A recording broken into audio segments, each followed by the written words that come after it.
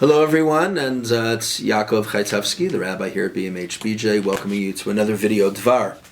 This is the week of family reunions, not only because it's Thanksgiving, but also because our Torah portion of Vayishlach describes a family reunion, perhaps a long overdue family reunion. Yaakov and his brother Esav have been separated for many years, and Yaakov is on his way back home with his entire family, with his wives and children, and he's a little fearful that the reunion with Esav, or that his chance meeting with his twin brother Esav, might not turn out so well. And then he hears that Esav is actually coming towards him with a band of like 400 men, and Yaakov is not sure what to make of that. So Yaakov, it says, sends messengers to Esav to bring a message of welcoming to him and a message of introduction. They haven't seen each other in many years. And Yaakov also prepares in other ways for this eventual meeting with Esav. But I want to focus on one phrase that Yaakov puts into the hands or into the mouth of the messenger. And he says, I want you to tell Esav, Im Lavan garti, I have lived with Lavan, va'echar ad ata, and I've been there until now. I've been hanging out with Lavan, I've lived with Lavan, and I'm there till now. And the question is, what did he mean by that? Esav probably knew where Yaakov was. And why is Yaakov saying, Im Lavan garti? Why is that significant? And I just want to focus on Rashi. Rashi, the great commentator, offers two explanations. And I want to know, you can choose which one you like better. So the first one is a very practical one. Im Lavan garti, I have been with Lavan, focusing on the word garti. I have sojourned. I'm a stranger. I was not a citizen anywhere. I've been meandering around, hanging out with Lavan. Lo naaseti sar v'chashuv, I did not become a dignitary or a notable. Elager, I've remained a sojourner. What's the significance of that?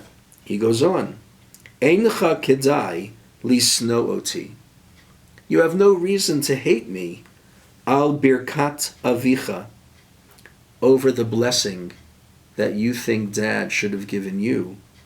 Sheberchani, but who blessed me. Heve gevir liachecha, be a lord to your brothers. Because hare lo nitkaima bi, that has not come true. Anything that Dad has said, none of that has come true. You have no reason to hate me for that blessing. The blessing was not effective. It didn't come true. Yaakov here recognizes and is very sensitive to the fact that he knows exactly why Esav may harm him. He remembers that the blessing that he got, that his mother Rivka engineered for him to get, all because of that prophecy, and it turned out to be okay, and it's the right thing, it's our history. He's sensitive to how his brother may feel, and he says, you don't have to hate me. Nothing that Dad has said has actually come true. So let's let bygones be bygones, he's saying. Then Rashi goes on, as he often does, and he gives another alternate explanation. Alternatively, davar acher, garti, bigematria, taryag. Garti, the numerical value, and even the letters of the word garti, is actually the same numerical value, and it's the letters of the word taryag, as in taryag mitzvot, 613 mitzvot, rearranged. Kolomar, which is to say, Im Lavan harasha garti, I may have lived with the evil and wicked Lavan, but taryag mitzvot shamarti, I observed the taryag mitzvot. Which explanation do you like better? I like the first one. It's practical. It shows a sensitive side to Yaakov. But I'm trying to understand, why would Yaakov say, why would he even try to say that I observed mitzvot while I was living with Lavan? Why would Esav have any connection to that? What would that do to him? And it's very interesting, because I remember a couple weeks ago when we talked about the Parsha, and Esav had decided that he was going to wait until the Yemei Evel Avi, the days of mourning for my father, to get back at Yaakov. And the commentators, most notably Rashi, wonder, why was he waiting for the days of mourning for his father? And why Yemei Evel? Why didn't it say, I'm waiting for my father to die before I get revenge? Why Yemei Evel? And Rashi and other commentators point out that Esav was aware of the power of Torah. Esav, who we always call the wicked Esav, growing up in the house of Yitzchak, obviously knew the power of Torah.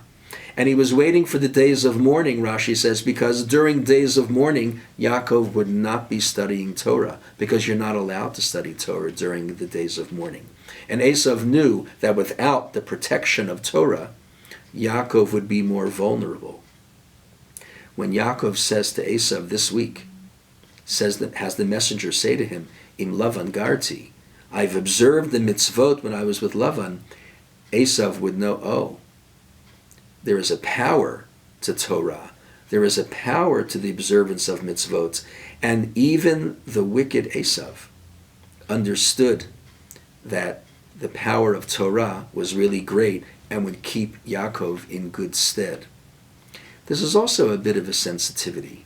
It shows us that Esav, even though he rejected much of it, was certainly aware. And there was always a glimmer of hope, maybe in Yaakov's mind, always a glimmer of hope that Esav would turn around.